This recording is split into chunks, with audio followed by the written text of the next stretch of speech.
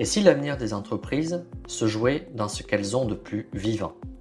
Moi, c'est Johan Darkest, et dans Capital Humain 3.0, je vous embarque pour une nouvelle ère où le potentiel humain devient le moteur de la transformation.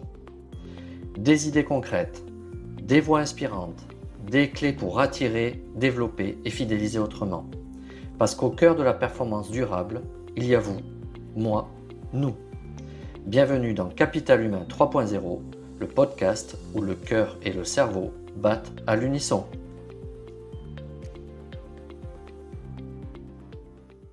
L'enregistrement est en cours.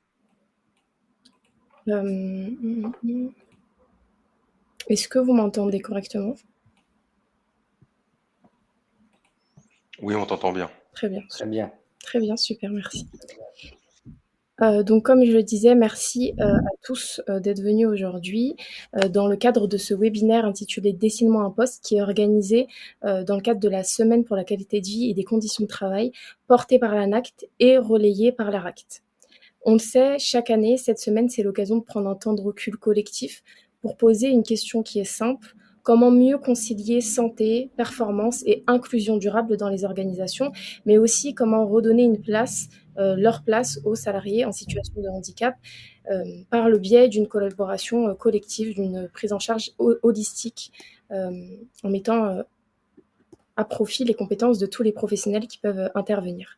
Aujourd'hui, on va aborder la question du maintien en emploi des salariés en situation de handicap sous un angle qui est souvent ignoré, qui est celui du vécu corporel et du témoignage et des témoignages des salariés qui sont les premiers concernés.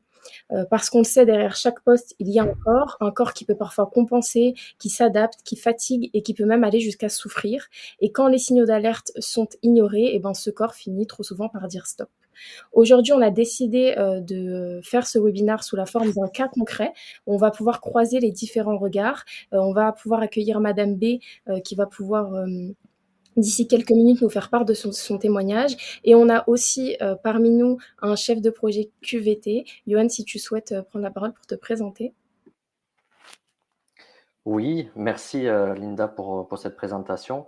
Alors moi je m'appelle Johan Darkest et voilà, effectivement je m'occupe de la partie QVCT dans un grand groupe de formation de formation professionnelle sur la région Nouvelle-Aquitaine. Et donc je chapeaute voilà, une centaine de salariés en situation de handicap. Donc j'en ai discuté avec Linda et c'est un plaisir de vous faire partager de ce retour d'expérience et puis me nourrir aussi de vos retours, de vos partages et de vos échanges. Voilà. Et merci pour cette initiative, Linda. Merci beaucoup, Benoît. Merci beaucoup, Johan, pardon. Je dis Benoît parce que Benoît, qui était censé intervenir, qui est ergonome hospitalier, a un petit problème de micro. Donc voilà, il pourra prendre place au webinaire et discuter au sein de ce webinaire d'ici une quinzaine de minutes. Donc il en profitera également pour se présenter à ce moment-là. Donc on va commencer tout de suite sans plus attendre avec le témoignage de Madame B qui a souhaité témoigner de manière anonyme. Madame B, est-ce que vous pouvez un peu nous raconter votre parcours professionnel et les difficultés que vous avez pu rencontrer? Alors bonjour à tous, je ne sais pas si vous m'entendez bien. Oui, très bien. Oui, très bien. Alors, moi je suis, assistante administrative, dans une mairie et du coup, pendant longtemps j'ai, plutôt mis de côté, ma santé pour, privilégier mon travail. Donc, tout au long de ma carrière, j'ai occupé, une succession de postes, assez exigeants, non seulement physiquement et émotionnellement, assez éprouvants. Je suis quelqu'un de très consciencieuse et déterminée, donc j'ai tendance à pas compter mes efforts, je veux toujours, bien faire, quitte à ce que, à me laisser tirer sur la corde et malheureusement, à force de repousser mes limites, bah, mon corps il a fini par lâcher.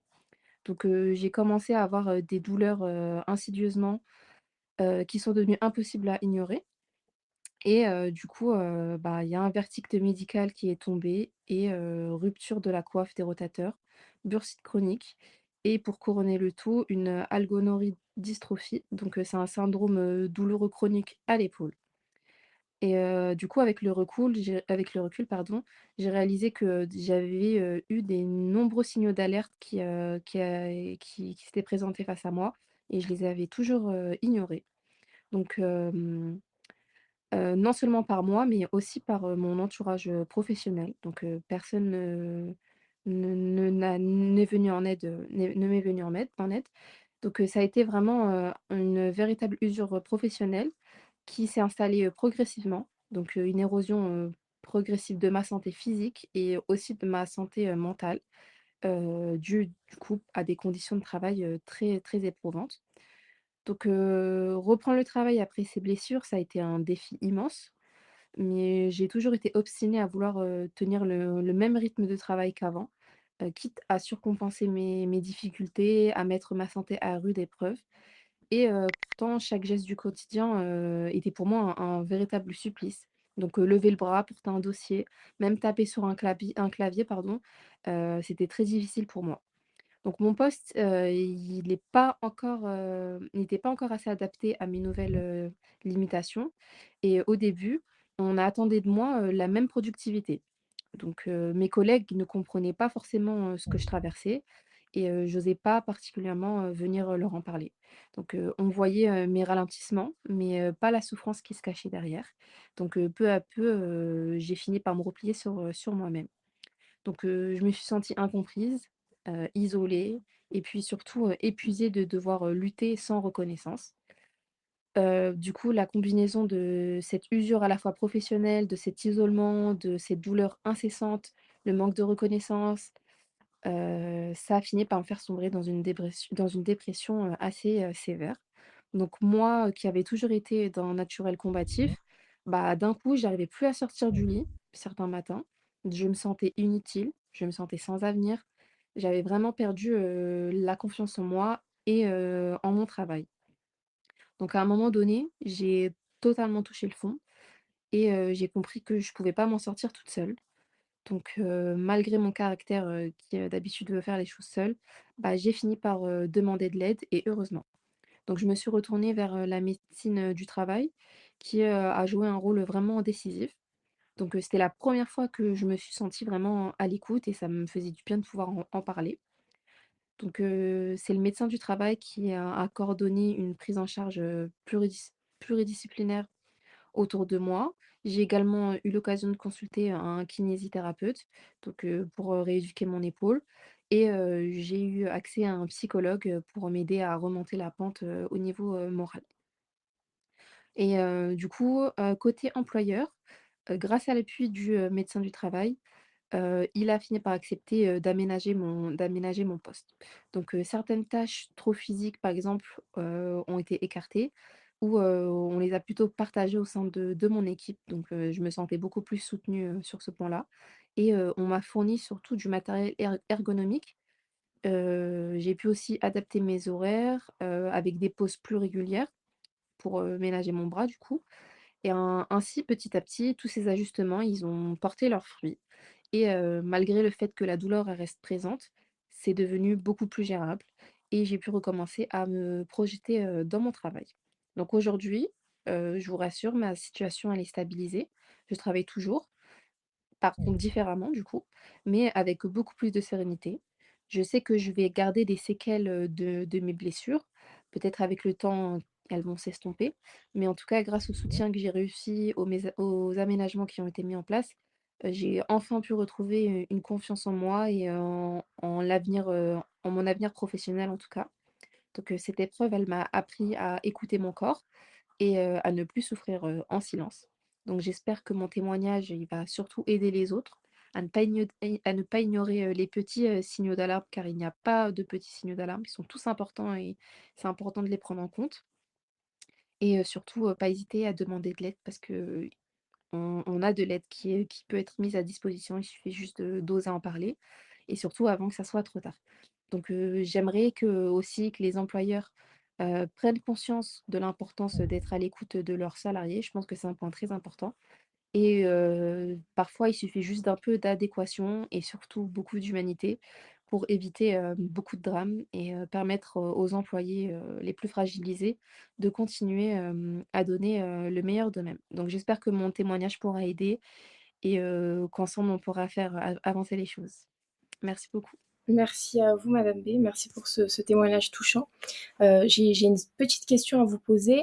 Dans votre parcours, déjà, qu'est-ce que vous auriez fait, différemment avec le recul? Et est-ce que ou quand est-ce que plutôt, vous vous êtes rendu compte que vous pouviez être considéré comme salarié en situation de handicap, donc salarié, handicapé, travailleur handicapé? Parce que moi, souvent, les patients que je vais accompagner me disent qu'ils ont pas forcément, tout de suite pris conscience que les douleurs qu'ils avaient étaient un réel handicap et donc qu'ils passaient tout simplement d'un statut de salarié, j'aime pas ce terme, mais entre guillemets normal, à vraiment un salarié en situation de handicap. Donc 2 questions en une. Qu'est-ce que vous auriez fait différemment et comment cette transition, s'est passée? Qu'est-ce qui vous a, heu, fait prendre conscience en fait de ce changement de vie quelque part? Alors, je pense que si je m'étais écoutée beaucoup plus tôt, que j'avais écouté mon corps et que j'avais osé en parler, ne serait-ce qu'à des collègues ou, aller consulter le médecin du travail beaucoup plus tôt, ça aurait pu, aider, pas mal de choses. Donc c'est vrai que j'avais tendance à prendre sur moi, jamais en parler à qui que ce soit, quitte à me retrouver avec une charge de travail, assez importante ou, rentrer chez moi et puis avoir des douleurs que je me cachais finalement. Et en fait, le déclic, face à mon handicap, ça a été très, très difficile puisque, bah, j'ai de moi-même, je pense que j'aurais jamais osé me l'avouer. Et puis, il y a eu un travail aussi, quant au terme de handicap, donc j'ai dû dédramatiser ce terme qui, en fait, n'est pas aussi grave qu'on pourrait, le penser et c'est, du coup, le médecin du travail et la psychologue qui m'ont aidée. Sans eux, je pense que j'aurais jamais accepté le fait que j'ai un handicap. Merci beaucoup pour vos réponses. Dernière question, est-ce que vous pensez que l'adaptation de poste, je pense qu'il vous a été bénéfique, mais qu'est-ce que vous pensez du fait de maintenir, un travail, un emploi en dépit de votre handicap? Est-ce que c'est quelque chose qui a été important, dans votre parcours de reconstruction? Voilà, quelle a été la place du travail, justement dans votre reconstruction? Ah oui, oui, pour moi, c'était très important. Je me suis pas vue une seule seconde, arrêter mon emploi définitivement ou ne pas poursuivre ma carrière, professionnelle. Donc oui, le fait d'avoir des aménagements, d'avoir du matériel plus ergonomique et cetera, bien sûr que ça m'aide et à aucun cas, pour moi, arrêter de travail, ça a été une solution. Très bien, merci beaucoup pour votre témoignage. Yoann, je m'adresse à toi en premier. Déjà si éventuellement tu as des questions à poser à madame B et aussi ma question, c'était quel, peut-être le regard que tu peux toi avoir en tant que responsable de la qualité de vie au travail, sur ce type de situation? Est-ce que c'est des situations courantes? Est-ce que ce témoignage te parle? Voilà. Bon déjà, merci beaucoup pour ce témoignage parce qu'il faut avoir du courage pour le faire et je pense que ça témoigne aussi tout le cheminement, le parcours que vous avez eu pour, justement intégrer cette notion de handicap et prendre du recul. Donc ça déjà, félicitations parce que tout le monde n'est pas capable de le faire et Merci puis beaucoup. donc voilà et alors moi, mon regard que je pose alors malheureusement, je trouve que enfin moi pour suivre pas mal de salariés, c'est souvent classique ce qu'on rencontre. Parce que c'est, cette usure professionnelle, elle est insidieuse et parfois il y a de la méconnaissance de part et d'autre sur, les symptômes, qui peuvent arriver, les signaux faibles. On n'a pas une culture en plus en France où on est, attentif aux signaux du corps. Heu, on et ça c'est une question de culture aussi à intégrer. Moi, ce que je vois, c'est que et ça a très bien été relevé, de votre part, c'est qu'il y a, une responsabilité partagée, hein. À la fois, beh, la vôtre de pas trop s'écouter, je vais essayer de dépasser, ces signaux faibles et puis, je tiens bon et à la fois l'employeur, en fait, qui, quelque part, passe à côté de tous ces signaux faibles. Donc ça, c'est quelque chose qui est assez classique, malheureusement.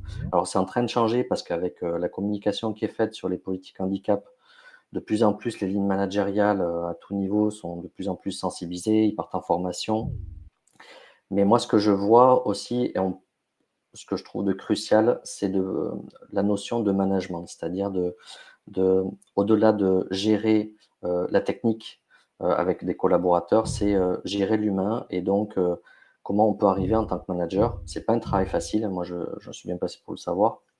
Mais comment on peut arriver à créer un espace, peut-être des espaces d'échange où on peut être attentif à tout ce que le salarié nous dit et aussi ne nous dit pas de manière implicite. On peut le voir des fois dans la communication non verbale où il y a des choses où, le salarié n'ose pas trop parler, comment on crée un climat de confiance pour qu'il y ait vraiment cette honnêteté, cette authenticité des 2 parties qui viennent s'installer, pour pouvoir parler de ces sujets sensibles. Donc ça, c'est un vrai sujet, mais pas que sur le handicap, de manière générale sur, la santé au travail. Donc voilà, c'est un petit peu le regard que je pose, là-dessus et ça permettrait d'avoir, un diagnostic précoce, en posant une culture de l'écoute des 2 parties. Tout à fait, vous évoquiez le fait que enfin, tu évoquais le fait qu'en France, on est en retard et on sait depuis quelques années par rapport aux voisins européens, notamment en Allemagne ou dans les pays nordiques. Il y a toute la question du management, adapté, du management, collaboratif avec, une voix qui est plus donnée aux différents salariés. Moi, ma question, que j'aurais, Yoann, pour toi, c'est aujourd'hui, quels sont les freins, qu'on peut rencontrer de manière, courante, en Oui. tant que manager ou en tant que décideur? Alors il y en a, ça dépend aussi de la culture de l'entreprise, mais déjà la première chose, c'est, moi que j'ai pu constater, c'est le tabou. C'est-à-dire, le handicap, c'est un petit peu tabou. On d'ailleurs, c'est dans notre société aussi, au quotidien et dans l'entreprise, on retrouve ça, c'est, comment on ose en parler du sujet sans avoir peur de froisser. On a l'impression que c'est un gros mot, le handicap, alors que vous l'avez très justement dit, c'est un mot en tant que tel, alors c'est peut-être connoté, mais c'est oser en parler de ces sujets. Parce que les handicaps, là, on parle du handicap, physique, qui se greffe aussi, je pense, à un handicap psychique, enfin, vous avez parlé de symptômes de dépression, mais il y a des handicaps invisibles aussi qui existent et donc comment on ose en parler sans avoir peur de froisser, et c'est vrai que pour les managers, c'est pas évident parce qu'on n'ose pas. Pour les salariés, c'est pareil, on n'ose pas parce qu'on a peur d'être stigmatisé, jugé, heu, limité dans notre accomplissement de poste, la réalisation de poste. Mais c'est briser le tabou et pour ça, il y a des solutions, on pourra en parler après. Donc la première chose. La deuxième chose, moi, que je constate, c'est le manque souvent de dialogue terrain, avec tous les acteurs. Souvent, c'est cloisonné. On a les salariés d'un côté, les managers, des fois on a des membres du CSCT aussi, des comités, santé sécurité au travail, les CSE, des représentants du personnel, on a quand il y en a, les médecins du travail, vous en avez parlé, des associations spécifiques sur des handicaps spécifiques qui existent avec des structures spécialisées, ça aussi. Mais il y a une méconnaissance en fait du rôle de chacun et c'est pour ça que c'est important de sensibiliser, d'expliquer le rôle de chacun, de chaque partie pour que ça soit clair et pour avoir les bases pour créer des routines, des process bien identifiés où chacun peut réagir, détecter des signaux faibles et intervenir. Et la dernière chose, c'est la peur du coût et ça souvent, il y a des a priori en disant: «Beh, s'il y a un aménagement ou que le du poste de travail ou si c'est complexe, ça va me coûter très cher» et en fait, il y a une méconnaissance des dispositifs d'aide qui existent avec la GFIP notamment, mais pas que, et souvent, beh, l'employeur quand il rentre dans le vif du sujet, il se rend compte qu'il y a énormément d'aides, de dispositifs d'accompagnement et ça permet de lever cette peur du coût. Voilà. C'est les 3 freins que je peux identifier et il y en a un quatrième, c'est la dimension, ça a été un peu invoqué, de l'accompagnement psycho-émotionnel. Parce que ça, c'est super important, moi je le vois. Ça plus il y a un accompagnement psycho-émotionnel dans la gestion du handicap des 2 parties, entreprise pour le manager, parce que c'est pas facile pour lui aussi et pour le salarié, plus il y a un retour à l'emploi rapide et plus il y a une pérennité dans la continuité. Voilà. Merci, beaucoup Yoann pour cette réponse complète et évidemment, tu relèves beaucoup de choses pertinentes. Tu évoquais, bah, le terme handicap qui est parfois grossi, dont on a parfois peur et que, les salariés, enfin mes patients et donc les salariés ont parfois tendance à vouloir éviter. Moi, je sais qu'en séance, donc moi, je suis kinésithérapeute libérale spécialisée dans ce qu'on va appeler les troubles musculo-squelettiques. Je vais définir juste après. Et je sais qu'en séance, il y a beaucoup de travail sur la reconnaissance de ce terme et comprendre qu'est-ce qui se passe derrière le mot handicap. Le terme handicap, c'est un fourre-tout. On pourra peut-être parler après de l'handicap psychique, de l'handicap physique, de l'handicap acquis, de l'handicap inné. Donc aujourd'hui en France, on utilise ce terme, mais il y a très peu de spécificité. Et c'est vrai que les patients, les salariés peuvent avoir du mal, ne serait-ce qu'à reconnaître qu'ils sont en situation de handicap. Et de ça peuvent découler beaucoup de choses, comme le fait d'accepter l'aide ou d'en parler. très souvent, voilà, les principales concernées vont minimiser, comme l'a fait Madame B, pendant des années en pensant que c'est des douleurs qui sont communes et qui sont acceptables.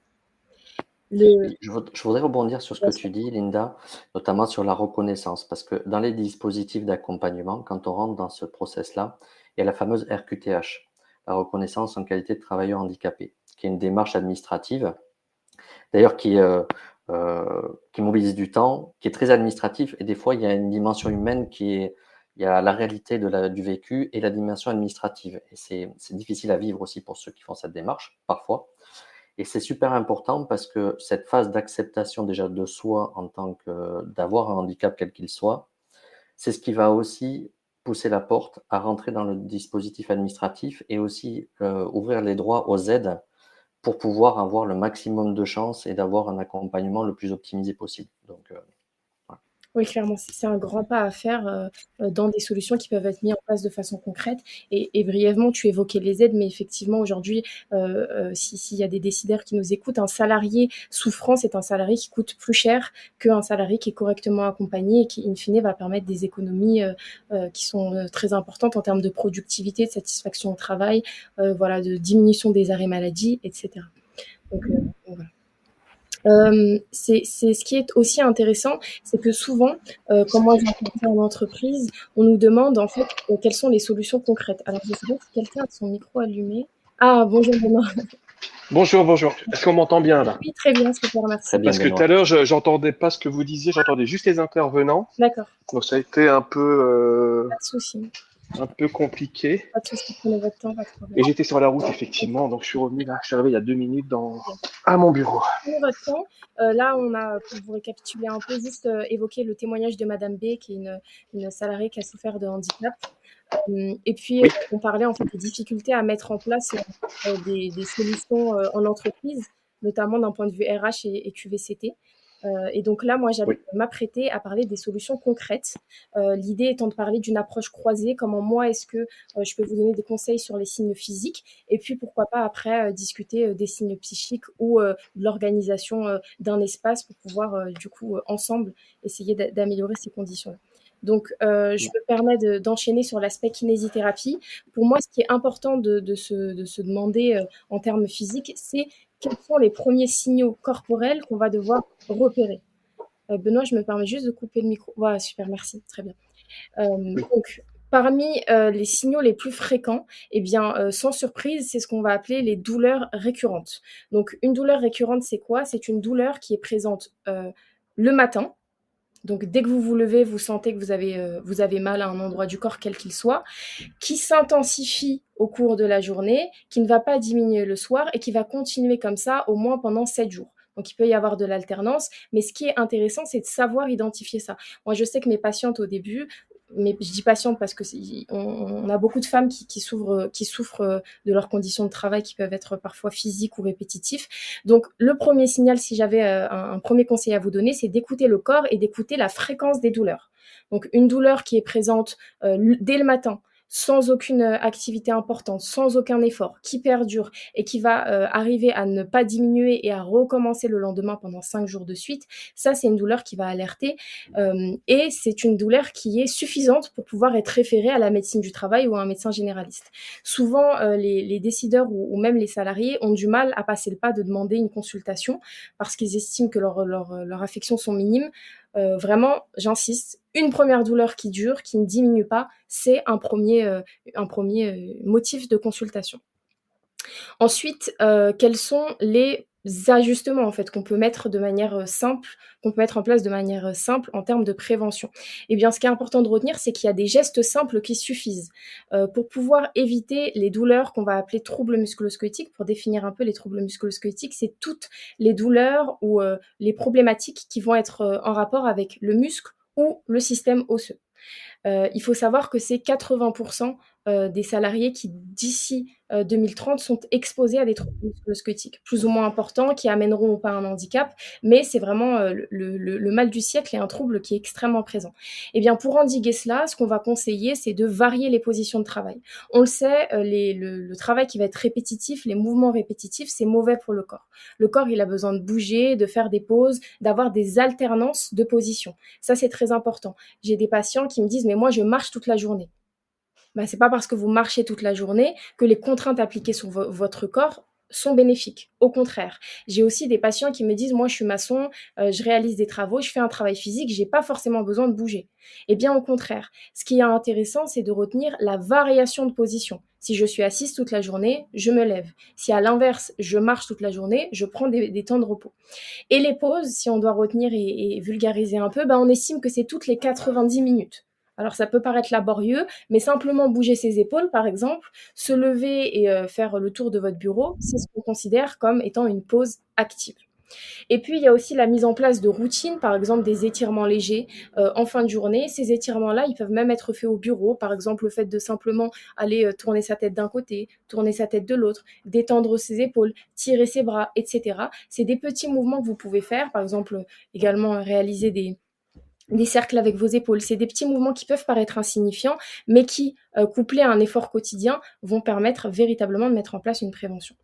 Et puis, une petite aussi astuce que j'aime bien donner quand j'interviens, c'est la question de l'autodiagnostic. On a évoqué tout à l'heure le fait que ça peut être difficile pour un RH ou pour un décideur d'avoir une vision d'ensemble sur ses salariés, parce que des fois on n'a pas le temps, parce qu'il y a d'autres choses qui sont importantes. Et donc, comment alerter? Madame B disait qu'elle aurait aimé être plus aidée, que ses collègues auraient pu déceler qu'elle allait mal et elle aurait aimé être accompagnée ou dans ce sens. Eh bien, comment faire pour savoir si vous-même ou votre collègue est à même de souffrir d'une pathologie qui pourrait amener un handicap? Eh bien, c'est ce qu'on appelle l'autodiagnostic. Là, c'est un questionnaire qui est très simple. L'idée, je vais vous les énoncer, c'est de réfléchir aux signes qui vous parlent. Donc, je pose la question à tout le monde, quels signes vous parlent aujourd'hui? Je vais en référer, et si vous en avez plus de 2, ça veut dire que vous êtes sujet vous êtes exposé à des troubles qui peuvent être considérés comme importants. Donc, quels signes vous parlent aujourd'hui? Douleur au niveau de la nuque ou du dos, fatigue constante. Donc, fatigue constante, c'est une fatigue qui arrive dès le matin quand je me réveille. Irritabilité, qui peut être un signe important. Je suis irritable avec ma famille, je suis irritable avec mes amis, j'arrive pas à garder mon calme. Le moindre petit problème en termes d'organisation au travail, je n'ai pas la même réaction qu'avant, j'ai moins de patience, etc. Trouble du sommeil. Troubles du sommeil, c'est quelque chose qu'on va beaucoup retrouver dans le cadre des salariés qui vont souffrir de troubles qui peuvent les amener en situation de handicap, ou même auprès des salariés qui sont déjà en situation de handicap. Démotivation et sensation de déconnexion. Je vais vous mettre les questions dans le chat, vous pourriez même les copier-coller. Ça, c'est des signaux. Si vous en avez plus de 2, voire 3, ça veut dire que vous êtes à même de tout simplement être exposé à des risques. On le sait, le corps ne ment pas, il y a des adaptations qui peuvent être mises en place, il est important de l'écouter, mais concrètement, un corps qu'on va soigner, mais qui va être exposé aux mêmes contraintes de nouveau, eh bien c'est un cercle qui est vicieux. Donc ce qui va être très important en collaboration avec la pratique kiné, ça va être d'adapter le poste, et ça je pense que Benoît pourra en parler mieux que moi. Benoît, si tu souhaites te présenter, expliquer un peu ton poste, et puis ensuite... Oui, on m'entend bien, c'est bon? Très bien, merci. Ouais, c'est bon. Oui, donc je suis Benoît Pas, donc je suis ergonome hospitalier, donc dans un service de santé au travail départemental pour la fonction publique hospitalière. Donc ça fait presque 3 ans que j'occupe ce poste. Et auparavant, j'ai été une dizaine d'années dans un service de maintien dans l'emploi des travailleurs handicapés, donc au titre du Cap Emploi, ex-SAMET, et depuis regroupé dans un Cap Emploi. Donc, moi, je suis amené, en fonction des sollicitations, effectivement, être amené à travailler sur des aménagements de poste, alors soit relativement simples, voire complexes, en fonction des difficultés rencontrées par les personnes, ou sur des choses beaucoup plus stratégiques, ou des réaménagements de services ou autres, qui nécessitent un certain temps de travail et de réflexion à mettre en place en collaboration avec différentes parties prenantes. Et par exemple, effectivement, le cadre de service, le chef d'établissement, la direction financière éco, le service technique, etc., etc. Alors dans le cadre, pour revenir plus sur la thématique qui nous intéresse avec l'exemple de votre intervenante, la Madame B, il n'y a pas de solution type, puisque on va traiter, entre guillemets, de l'humain. Donc, effectivement, on va essayer de faire voir déjà quelles sont les contraintes médicales ou les restrictions médicales d'aptitude qui sont à prendre en compte pour l'aménagement d'un poste. Donc, effectivement, comme elle le disait à juste titre tout à l'heure, c'est par le médecin du travail qui est le seul médecin à pouvoir dire quelles sont les restrictions médicales à mettre en place pour une personne donnée en fonction d'un poste de travail dans un environnement de travail donné. Hein, c'est pas parce qu'on a une pathologie ou des choses que ça va être exactement calqué d'un endroit à un autre. Deuxième chose, c'est quand même un travail pluridisciplinaire. Effectivement, il va y avoir un temps, tout d'abord, purement médical, de soins, lorsque la pathologie survient, l'accident ou autre. Donc, ça va passer effectivement, en général, c'est le médecin traitant qui démarre, puis après, on se rend compte qu'on n'arrive pas à un spécialiste, le kiné, le psychologue, parce qu'effectivement, là, il y a la difficulté d'accepter la maladie, donc il y a tout ce processus-là qui se met en place, plus après, effectivement, toutes les difficultés qu'il peut y avoir en dehors du travail, au plan personnel.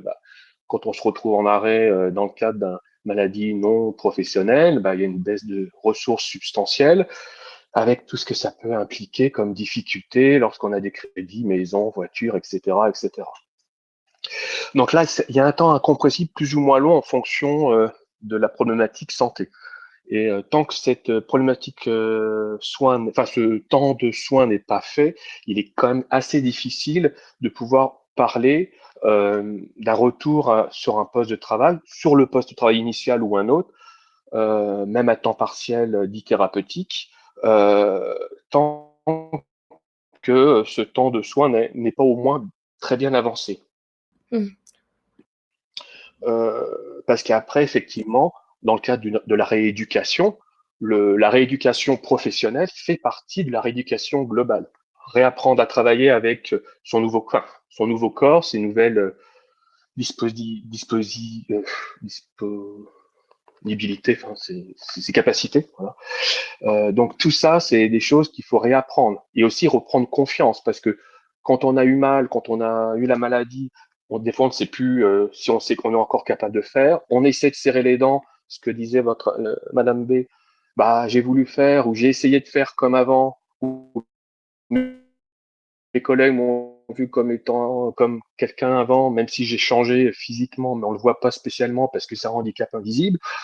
Effectivement, la difficulté, c'est de faire prendre conscience que on n'est pas tout à fait la même si on est resté la même physiquement, mais peut-être pas en termes de capacité physique. Donc après, tout ça, c'est quand même, il y a tous ces temps-là qui sont incompressibles, et le temps de reprise progressive au milieu du travail, ça va repasser effectivement toujours comme pierre angulaire le médecin du travail, mais d'autres professionnels, dont effectivement l'ergonome ou des structures spécialisées telles Cap Emploi, pour pouvoir avancer et reprendre à son poste dans les meilleures conditions autant que possible. J'espère que je ne vous ai pas perdu. Non, pas du tout. Justement, j'en profite pour te poser une question et rebondir sur ce que tu disais. Est-ce que selon toi, la difficulté peut être la collaboration interprofessionnelle? Est-ce que pour toi, les délais, par exemple, d'aller voir un psychologue, d'avoir le compte-rendu du psychologue, puis le kiné, est-ce que ça peut rallonger en fait la reprise du salarié ou sa convalescence? Tout dépend. Là, c'est pas obligatoirement un problème, puisque alors c'est bien d'avoir toujours des écrits, parce que le médecin il est friand de ça, parce que à un moment ou à un autre, lorsqu'il va formuler des restrictions médicales d'aptitude, qu'il va communiquer à l'employeur, il faut qu'il puisse avoir des billes, soit qu'il ait pu ausculter effectivement, qu'il ait pu le constater de lui-même, soit qu'il ait pu s'appuyer sur l'expertise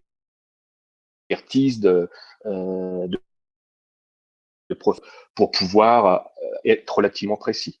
Mais parfois, sans avoir de solution, on peut se dire il y a une volonté qui existe aussi bien de la part du salarié que de la part de l'employeur, que la reprise n'est pas dans le genre d'impossible ou qu'il faudrait vraiment envisager les choses.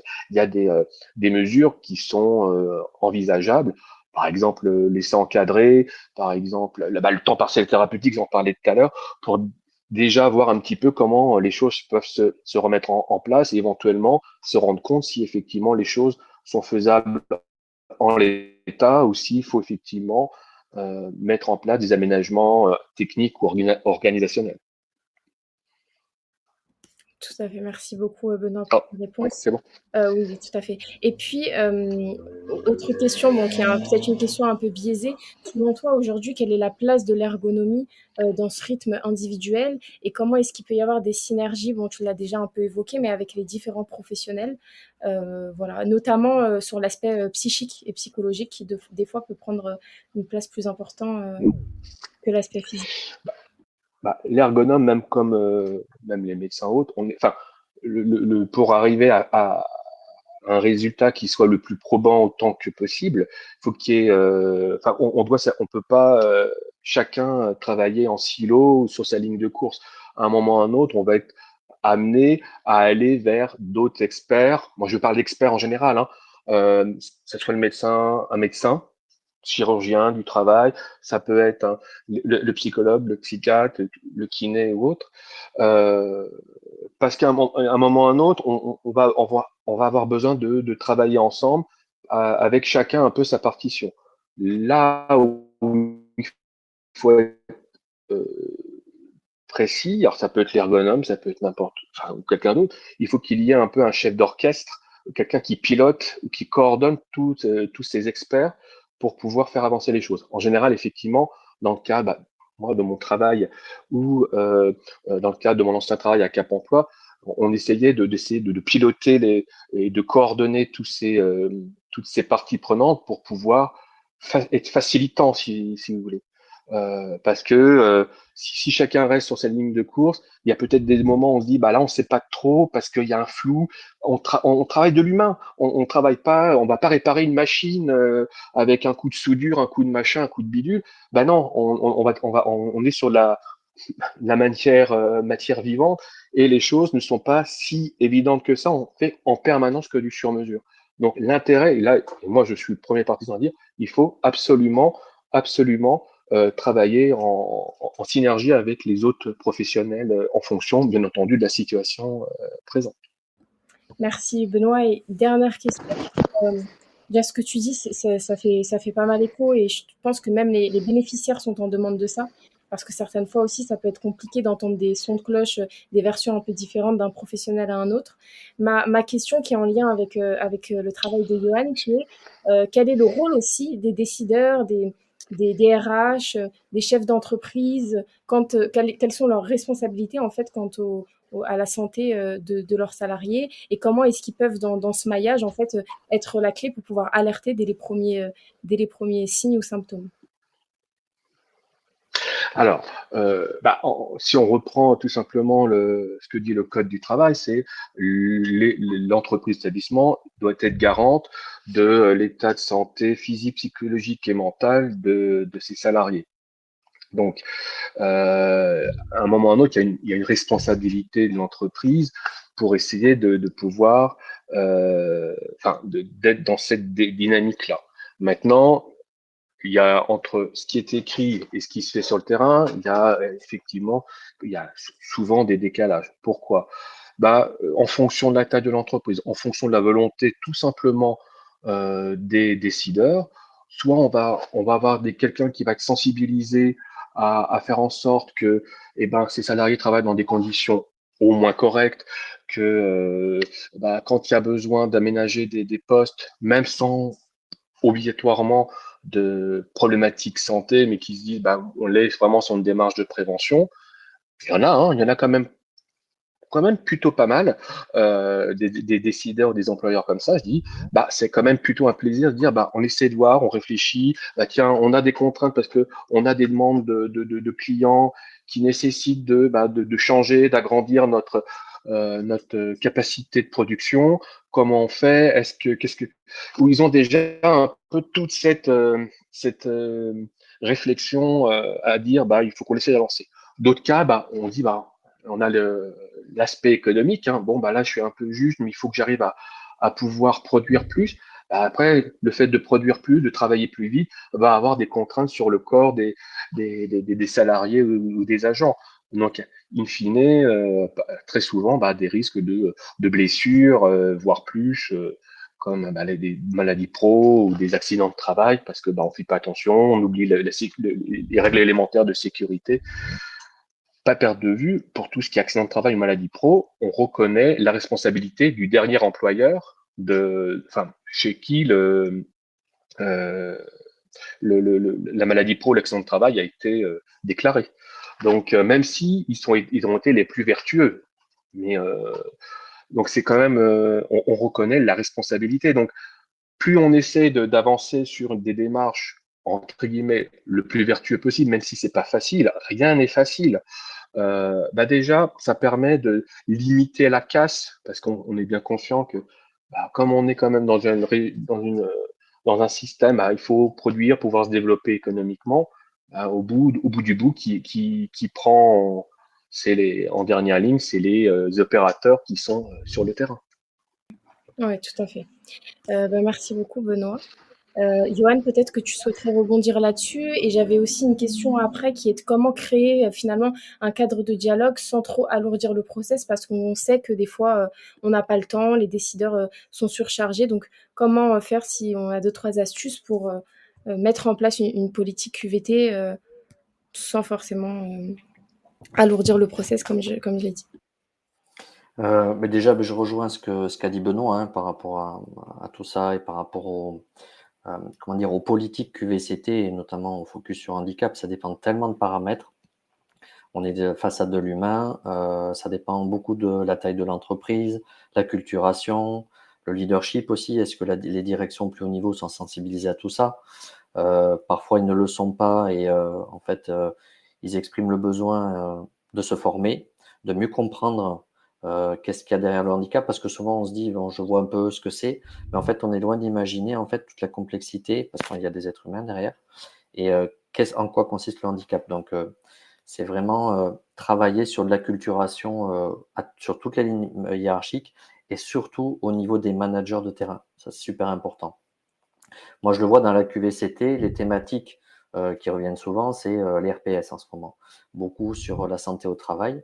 Mais par contre, on voit moins, en fait, mais comment on détecte des situations qui peuvent conduire à un handicap. Il y a, il y a moins de proportion de managers qui se forment à ça. Et je pense qu'il faudrait insister beaucoup parce que ça permettrait de passer de la logique corrective à la logique préventive. Et c'est ça déjà la clé, moi, à mon avis. Euh, Peu importe la taille de l'entreprise, c'est de prendre vraiment le sujet, de s'y intéresser et de tout mettre en place pour travailler en prévention. Pour éviter que, mais comme dans le cas de Madame B, on arrive à des séquelles qui sont vraiment compliquées, invalidantes et qui durent dans le temps. Ça aurait pu être évité, clairement. Et ça, on peut arriver à faire un travail de proximité avec les managers. Ça. Et pour qu'on ait un cadre euh, qui soit allégé, il y a deux logiques. Il y a, pour moi, il y a la logique du bon sens. Quand on est dans une relation de proximité avec son manager, que c'est fluide, ça roule, qu'il y a un espace d'échange, qu'il y a une attention qui est portée, parfois on peut aller beaucoup plus vite que passer par des lourdeurs administratives.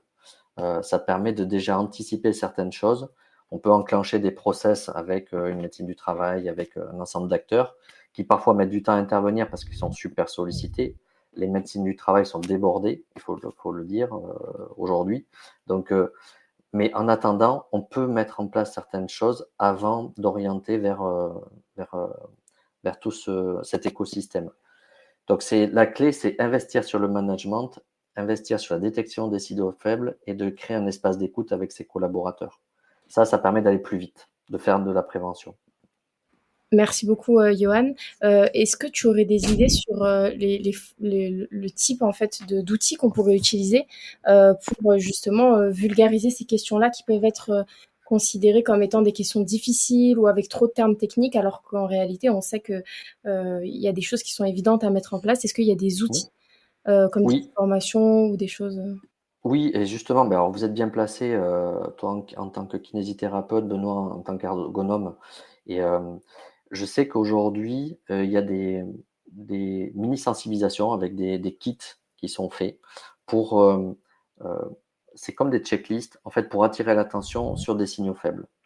Et ça peut être quelque chose une fiche qu'on peut transmettre à des managers, des fiches pratico-pratiques, ou quand il y a un entretien avec son collaborateur, parce qu'il y a des entretiens annuels individuels, eh bien, on passe en revue cette checklist pour voir si, beh, ces signaux faibles sont apparaissent et puis de créer, de poser la discussion, l'échange, l'espace d'échange avec son collaborateur pour dire: «Voilà, est-ce que vous vous situez dans ces critères-là, dans ces checklists, pour déjà éveiller l'attention et dire: «Beh, ah, si vous cochez quand même pas mal de ces critères, peut-être ça vaut le coup que vous alliez voir la médecine du travail» mais c'est déjà d'avoir un point de repère et souvent les managers sont un peu perdus par rapport à ça. Bon, moi, j'ai de la chance parce qu'on est formé et puis on a une structure. Moi, je m'occupe sur toute la Nouvelle-Aquitaine de ce poste-là, mais parce qu'on a la taille pour le faire, mais dans des TPE-PME, il y a pas. Par contre, on a des organismes, donc Cap Emploi par exemple, moi je travaille beaucoup avec, dans la région Nouvelle-Aquitaine avec eux, qui proposent des interventions de sensibilisation où ils viennent travailler avec les équipes managériales. Ça se fait de plus en plus. Des CARSAT aussi qui travaillent là-dessus. Il y a en fait, il y a tout un écosystème, mais qui est méconnu. Je pense que très simplement, hein, le dirigeant, peu importe si c'est une TPE, PME ou un grand groupe, il faut qu'il prenne le sujet, qu'il aille se renseigner. Et aujourd'hui, il y a tellement d'informations disponibles, bien structurées. Je trouve que dans l'handicap, je trouve que c'est bien fait parce qu'on est structuré, c'est pragmatique. Euh, on peut arriver à se servir du sujet, mais il faut le ramener sur des lignes de management terrain, de proximité. Ouais, si je résume, c'est que les informations sont présentes, mais il manque encore de liens pour permettre de les diffuser et les faire descendre aux personnes concernées. Et peut-être aussi que c'est pas encore considéré comme étant une urgence, bien que ce soit un enjeu de santé publique majeur. Et aussi, également, peut-être que c'est vu comme quelque chose de loin. Ça ne peut pas m'arriver, c'est pas quelque chose qui me touche, ça arrive aux autres, alors qu'en réalité, on le sait, hein, avec nos modes de vie actuels, notamment les postes qui vont être devant les ordinateurs ou devant les téléphones, et ben on est de plus en plus exposé à ça. Une petite question aussi pour toi, Johan, et peut-être aussi Benoît. Selon toi, quelle est la place du handicap psychique ou psychologique? Est-ce que sur le terrain, tu le vois de plus en plus émerger? Est-ce que c'est une question de tabou qui se lève ou alors de pression qui est de plus en plus mise sur les employés? Donc voilà ton point de vue là-dessus.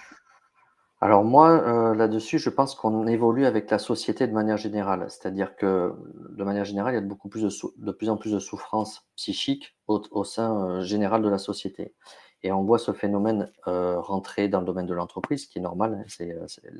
L'entreprise est un effet miroir de notre société, hein, donc c'est normal.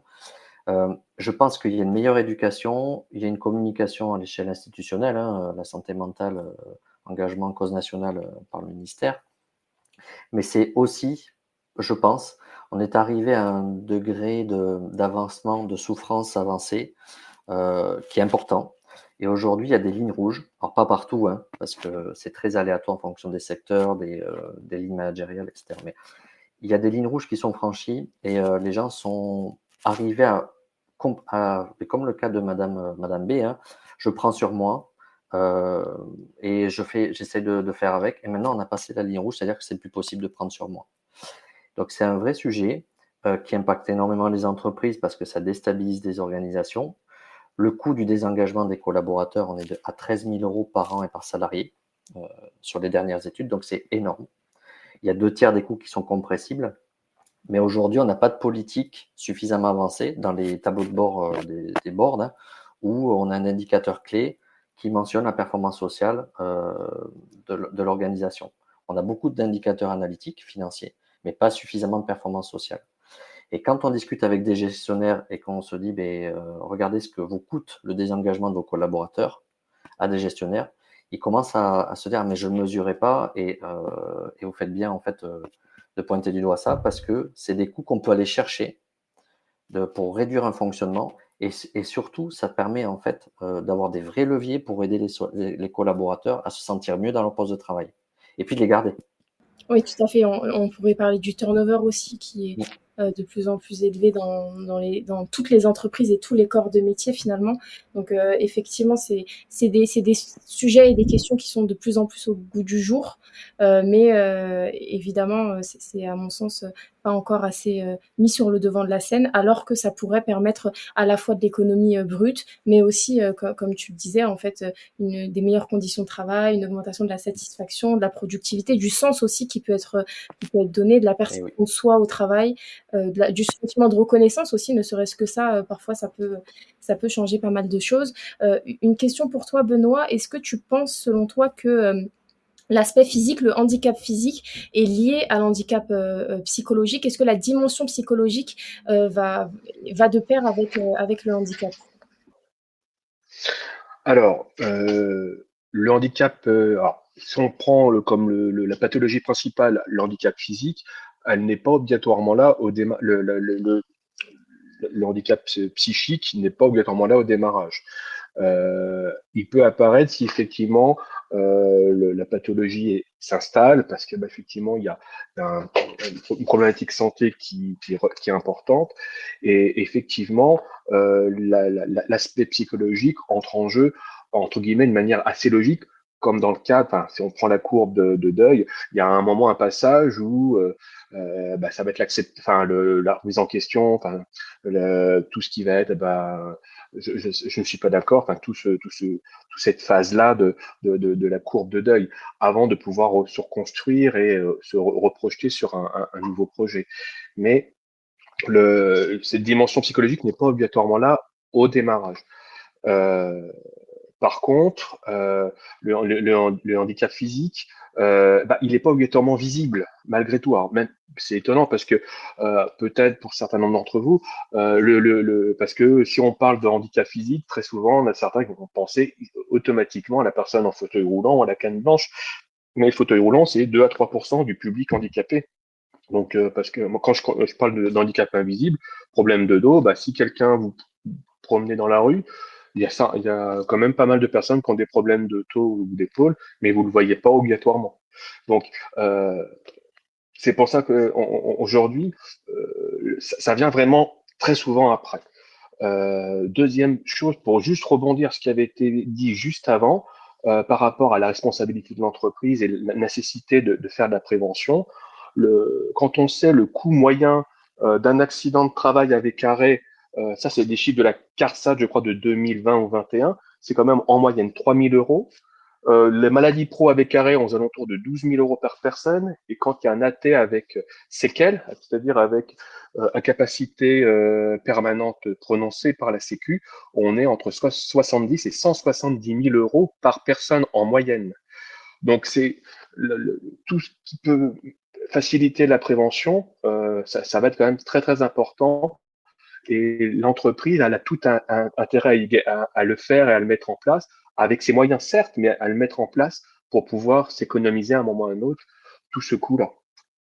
Tout à fait, et sans oublier le fait qu'encore une fois, il y a des subventions qui peuvent être mises en place, comme des contrats de prévention, Bien entendu. où il y a des choses qui peuvent être financées. Donc, Surtout que ça peut être relativement intéressant en fonction du type d'aménagement de poste. Quand on peut aller, en fonction si la personne est seule à utiliser les équipements aussi, il y en a plusieurs, on peut avoir quand même des coûts, des prises en charge qui peuvent aller entre 20 jusqu'à 70-80% du coût réel de l'aménagement. Donc, c'est pour ça que c'est quand même intéressant de pouvoir avoir les interlocuteurs qui sauront guider les entreprises dans ces démarches-là, parce que c'est une jungle quand on s'y connaît pas. Si on parle de cellules PDP, si on parle de AGFIP, si on parle de on pourrait mobiliser telle aide, d'essais encadrés ou de contrats de professionnalisation ou autre. C'est complètement c'est la jungle et c'est pour ça que et là il y a quand même pas mal de choses qui permettront de soit de réadapter ou que la personne puisse revenir à son poste progressivement. Peut-être ça va se reformer si elle a été absente pendant sur une très longue période, parfois 2 à 3 ans. La vie de l'entreprise a continué. La personne, elle s'est arrêtée à un moment donné. L'entreprise a continué à tourner, il y a les collègues qui ont changé, donc c'est comme une nouvelle embauche. Donc il faut que la personne puisse se réadapter et se donner les moyens de pouvoir la reformer au nouveau process en vigueur de production. Oui, effectivement, tout à fait. C'est ce dont Johan nous parlait également quand tu disais, toi, Benoît, qu'il y a énormément d'informations, de choses qui sont mises en place, mais ça peut être pour un décideur qui n'est pas forcément au fait de ça. Ça peut être difficile de s'y retrouver, difficile de savoir ce qui peut être mis en place concrètement. On Oui. sait aussi en France, des fois, il y a des démarches administratives qui peuvent être longues, donc c'est souvent abandonné. Moi, ce que j'aime souvent dire, c'est que, et c'est tout le propre de ce webinaire, c'est que la prévention, c'est pas un coût, c'est un investissement. Oui. On va mettre de l'argent, mais on va retrouver un retour sur investissement qui est quasi direct dans tous les points importants, que ce soit satisfaction du salarié ou économie concrète, quoi, de coût. Alors, en général, il me semble qu'il y avait des études, Johan pourra peut-être reconfirmer, je crois que c'est 1 euro en prévention investie, il y a un retour à plus ou moins long terme de 4 euros ou 5 euros. Je crois que c'est ça, il me semble, Oui, c'est ça, ce ouais, tu as rapport-là. raison, Benoît.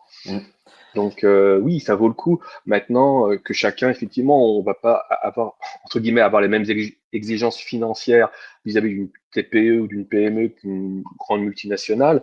Maintenant, on peut adapter, on peut avoir cette intelligence, entre guillemets, de terrain pour pouvoir dire, bah, effectivement, au lieu de prendre les choses de telle manière ou de faire le travail de telle manière, on peut le faire peut-être différemment en s'appuyant sur l'expérience de chacun. Parfois, l'expérience qui va apporter quelque chose de positif en disant, moi, je fais comme ça, je ne me suis pas pété le dos. Puis d'autres qui vont se dire, bah, j'ai toujours fait comme ça, je me fais mal, mais je continue à faire comme ça. Mes autres qui m'ont formé avant ont fait pareil, mais ils se sont retrouvés à péter du dos, des épaules ou tout ce qu'on veut. Là, après, l'intérêt, c'est de pouvoir capitaliser sur ce qui marche et ce qui préserve l'humain. Tout à fait. Parce que finalement, quand les personnes se retrouvent en arrêt, l'entreprise va se retrouver avec des personnes en moins, la charge de travail va se répartir sur les autres. Donc, quand c'est un, ça va, deux, trois, et quand c'est 10, quand on est dans les structures comme les hôpitaux, bah, ils sont toujours en flux tendu. Et puis, bah, après, les personnes tombent comme des mouches. Tout à fait, Johan, je pense que tu souhaites Oui, intervenir. Je te laisse. oui, Par, je par voulais. contre, je vais Vas-y, devoir, vas-y. comme j'ai un rendez-vous dans quelques minutes, je vais devoir Bien vous sûr. laisser. Merci beaucoup, Benoît, pour ton intervention. Par contre, s'il y a des questions, moi, je pourrais y répondre en différé au besoin. Ok, super. Voilà. Et puis encore merci pour tout, pour l'invitation et pour les échanges qui sont très, très intéressants. Merci Benoît, à toi pour ton Merci, excellente Benoît. disponibilité. Merci, à très bientôt. Plaisir, au revoir. Au revoir. Johan, tu souhaitais Oui, rebondir? sur 2 petites précisions. Je voulais, mentionner le handicap invisible parce que moi, je constate de plus en plus. Bon, déjà, je me forme énormément là-dessus parce qu'il y a énormément de besoins, de sollicitations sur le handicap invisible et notamment sur toutes les maladies, psychiques, les troubles 10, les troubles obsessionnels compulsifs, en fait, ce sont des maladies qui sont pas forcément très visibles, mais il y a une proportion de la population, qui présente, ces signaux, ces difficultés qui sont déjà, installées dans la maladie, mais qui n'osent pas en parler dans l'entreprise parce que, peur d'être jugés, parce que c'est parfois encore plus, comment dire? Heu, le regard des autres est plus difficile à assumer, pour des personnes qui ont ces types de pathologies. Déjà que le handicap physique, c'est pas facile, mais ces types de handicap, c'est très compliqué et ça nécessite aussi des adaptations, avec les managers encore plus, fines, parce qu'on rentre dans des subtilités de l'être humain. Donc ça, c'est quelque chose qui est en train de se développer. Hem, donc c'est important il y a des structures pour accompagner tout ça, des institutions, des associations qui travaillent de concert ensemble. Donc ça, il faut savoir que ça existe. Et l'autre chose que je voulais dire aussi, c'est, moi j'ai travaillé beaucoup avant de travailler dans un grand groupe, je travaillais, dans des, PME, de 50 jusqu'à 250. Ce qui existe de plus en plus, c'est que face à ces spécialités comme mon poste par exemple, il y en a de plus en plus qui, travaillent soit en externalisant avec des conseils, hem, d'experts qui ont ce profil, qui ont l'habitude de travailler avec ces institutions, qui vont jouer le rôle de pilote. C'est le rôle de pilote, il est essentiel, je suis bien placé pour le dire, mais parce que ça permet d'accélérer les choses, de capter des signaux faibles que, la personne va nous dire et que va pas oser le dire à des partenaires externes, de pouvoir travailler de concert avec tous ces acteurs, c'est super important. Et quand on n'a pas la possibilité d'internaliser ça, il y a des sociétés en temps partagé qui prennent ces fonctions-là et qui les mettent à disposition sur une journée par semaine, par exemple dans l'entreprise, et qui fait ce rôle-là et qui peut permettre de donner l'accès à ces compétences à des structures qui sont petites aussi. Donc ça existe, c'est pas très connu, les sociétés en temps partagé ou un cabinet de conseil, tout simplement, mais qui n qui fait pas que du conseil, mais qui fait de l'accompagnement au quotidien. Et ça, je voulais en parler parce que, souvent, c'est un frein pour en discuter avec des chefs d'entreprise qui sont des TPE, PME. Ils se disent: «Ah ouais, mais moi, j'aurais jamais les moyens de me prendre quelqu'un, qui va faire la fonction QVCT, coordonner la mission handicap, la dimension, RPS, et cetera». Et en fait, il y a des solutions qui existent, à la portée, en fait, de toutes les bourses au niveau des entrepreneurs. Tout à fait, Johan.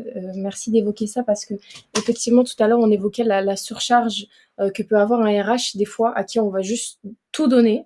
Le RH doit se charger de tout et donc finalement, il va mettre tout simplement de côté cet aspect-là qui est un peu méconnu ou par manque de possibilités et de capacités. Donc ça peut être une alternative qui est très intéressante. Et je rebondis sur ce que tu évoquais dans le cas des maladies psychiatriques, psychiques ou psychologiques. Ça m'a fait penser à une patiente que j'avais moi qui était schizophrène en fait. C'était une patiente plutôt jeune. Elle avait la vingtaine, elle était en alternance. Et elle venait en kiné parce qu'elle avait des douleurs dues à sa pathologie à cause des traitements. Et elle m'évoquait en fait ce stress-là, grandissant à l'idée de un peu se mettre, retirer sa couverture. Parce qu'elle n'avait jamais évoqué ça à la médecine du travail. Elle avait un rendez-vous qui arrivait urgemment avec le médecin du travail et elle me demandait comment mentir, comment camoufler ma pathologie, parce que je ne veux pas du regard des autres, parce que je souffre déjà d'une pression sociétale qui est importante, donc je ne veux pas qu'au travail on me regarde encore comme une personne folle ou démente. Donc ça, c'est des sujets qui sont, je dirais même encore plus délicats que le handicap physique, qui malgré les tabous, c'est quand même un sujet qui est présent sur la place publique. On le voit avec les Jeux paralympiques, on a beaucoup parlé de handicap physique. Mais l'handicap psychique, ça reste quelque chose de très important et de plus présent que ce qu'on le croit en fait dans les entreprises. Donc effectivement. Et pour rebondir sur ce que tu dis, je pense qu'il y a vraiment une acculturation à faire là-dessus et comment dire? Et je pense que ce qui peut être intéressant aussi, c'est de s'ouvrir à des disciplines transverses comme les vôtres, hein, et aussi d'aller, on parle de sophrologie et moi j'ai eu l'expérience justement d'un accompagnement avec, la sophrologie pour quelqu'un qui est en situation de handicap, physique et psychique et ça l'a énormément aidé en fait à mieux gérer, les émotions, les peurs, le stress, l'angoisse, pour appréhender en fait depuis le début jusqu'à l'intégration de l'aménagement du poste. Heu et ça, il y a des connexions à faire avec des disciplines transverses qui sont pas forcément toujours très connues, mais qui sont super efficaces et quand on travaille en synergie avec tous les acteurs, on fait super boulot donc Tout à fait. Il y a un intervenant sophrologue qui devait venir, mais qui a eu un imprévu. Et on parlait en interne de cette importance-là. Lui évoquait des choses simples comme juste des exercices de respiration basiques qui peuvent être mis en place, mais qui permettent, en fait, ce qui est intéressant dans ce genre de pratique, c'est que ça permet aux salariés d'avoir des choses faciles à mettre en place. Quand le salarié va être pris d'un coup de stress, il va appliquer les petits conseils sur la respiration, la pose corporelle, le geste signal, par exemple, dont on aurait pu parler également, qui sont des petites astuces qui permettent aussi aux salariés d'être, j'ai envie de dire autonome, mais pas d'un point de vue péjoratif, être moteur dans son mieux-être, même si évidemment, comme on l'a dit depuis tout à l'heure, l'employeur a une responsabilité, mais c'est comme tu le disais, des pratiques alternatives qui peuvent être très intéressantes à mettre en place et à moindre coût en plus. Donc, voilà. On arrive sur la fin de ce temps d'échange-là.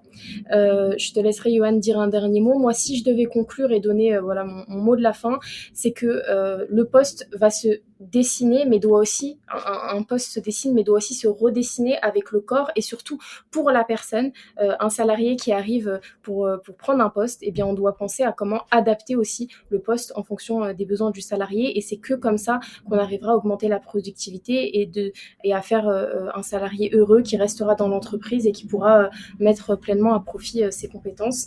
Et également, comme je le disais, que la prévention, c'est une question urgente et c'est aussi un investissement sur le long terme, voire même sur le court terme, plus que quelque chose d'ésotérique, de difficile à comprendre, etc. Aujourd'hui, la science avance et on a beaucoup de choses qui peuvent être mises en place de manière simple et qui peuvent aider tous les parties, employeurs, salariés. Voilà. Donc, voilà. Mais je te rejoins complètement et moi pour conclure, en fait, ce que je dirais, c'est que la santé au travail, ça se réduit pas juste à un bureau ergonomique. Souvent, c'est l'image qu'on peut avoir et c'est un corps apaisé, un mental apaisé et soutenu, une équipe attentive et pour moi, la clé, c'est de s'ouvrir à des solutions qui sont transversales, en synergie avec, différents acteurs. Pour moi, investir sur l'humain, c'est ça, en fait, c'est avoir une vision holistique du poste de travail et de la relation, de l'organisation avec ses salariés. C'est super important. Plus on va ouvrir là-dessus, plus on va être efficace dans la prise en compte, des problématiques. Tout à fait. Bah, merci beaucoup, Johan, pour ton intervention. Je laisse dans le chat quelques minutes. Si vous avez des questions, Mmh. n'hésitez pas à les poser. En tout cas, Johan, voilà, merci de ton expertise, de tes petits conseils qui ont pu, j'en suis sûre, aider beaucoup de personnes. Je vois qu'on est 17. Il y a des personnes qui ont quelques difficultés. J'ai eu des messages en interne à se connecter puis se reconnecter. N'hésitez pas à m'envoyer un mail pour pouvoir bénéficier du petit livret. Et puis, Johan, aussi, je te transférerai les mails, notamment, alors, ça n'engage que moi, mais s'il y a des questions aussi après le Bien webinaire, sûr. on pourrait être à même d'y répondre. Donc voilà, on laisse encore 2-3 minutes et puis s'il n'y a pas de questions, on vous Mmh. envoie tout de suite après le petit livret et puis voilà. N'hésitez pas, en tout cas. En tout cas, c'est une belle initiative. Je suis content qu'on ait parlé du handicap parce que c'est vrai que dans la semaine de la QVCT, il y a beaucoup, beaucoup de choses en ce moment d'aborder et c'est vrai que le handicap, il y en a, mais c'est pas une part, prépondérante et ah oui, je voulais dire ça tout à l'heure.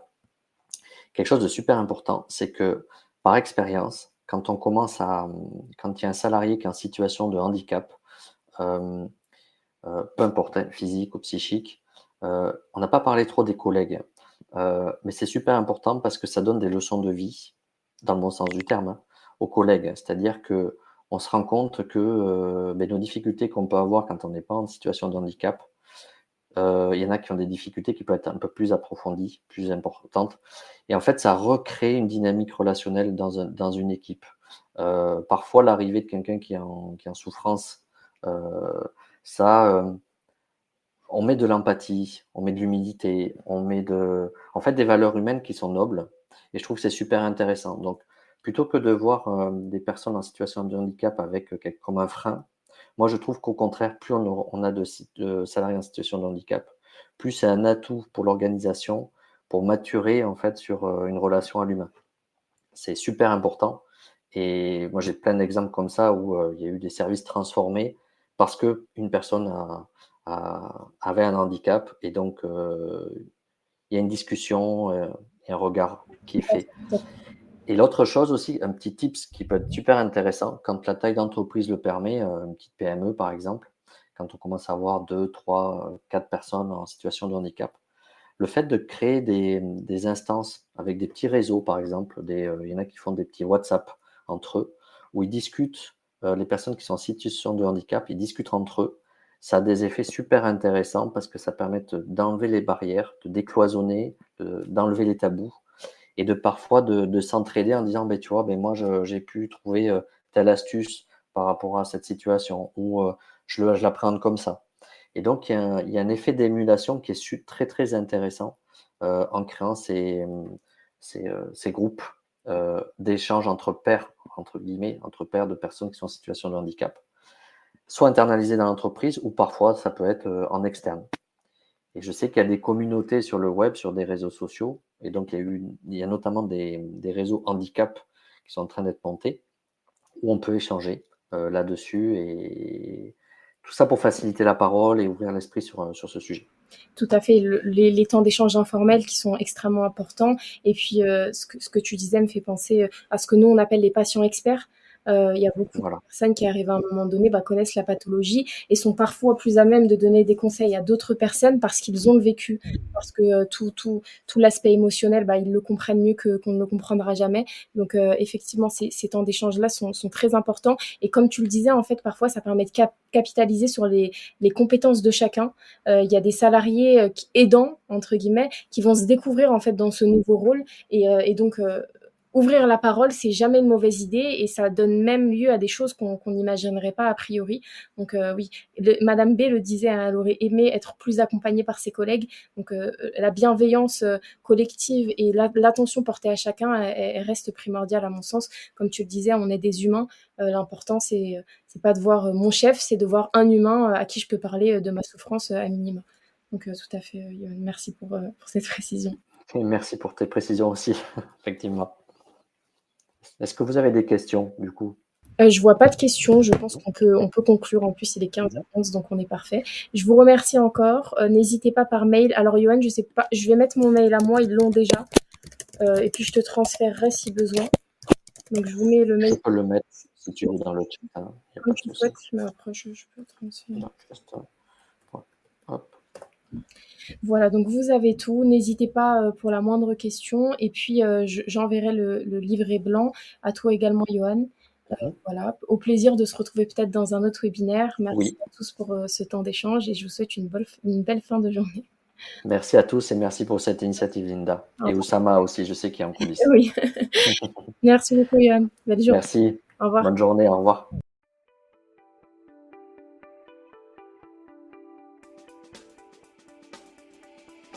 Merci d'avoir embarqué avec moi dans Capital Humain 3.0. Si cet épisode vous a inspiré, partagez-le et abonnez-vous pour ne rien manquer des prochains. On se retrouve très vite pour explorer ensemble d'autres façons de remettre le potentiel humain au cœur de la transformation. À très bientôt et d'ici là, faites battre le cœur de vos organisations.